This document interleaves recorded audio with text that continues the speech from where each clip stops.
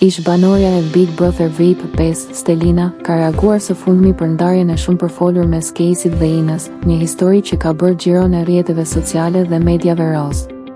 E ftuar në emisionin Një Diell në rubrikën Trotuar, ajo u përball me pyetje direkte në lidhje me deklaratat e fundit të Caseyt për fundin e marrëdhënies së tij. Stelina pranoi se ishte në dijen të lajmit, por jo sepse e kishte ndjekur me interes, përkundrazi, ajo theksoi se gjithçka i ka ardhur në mënyrë të vazhdueshme nga ndjekësit në Instagram.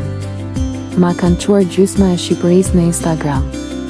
Ka shumë gjëra që lidhen me ta dhe mi dërgojnë vazhdimisht, dhe kjo më shqetëson deri diku, u shpreh ajo. Ajo la të kuptohet se kjo situatë e vendos shpesh në pozitë të pakëndshme, pasi nuk dëshiron të jetë pjesë e një historie që i përket së kaluar së saj.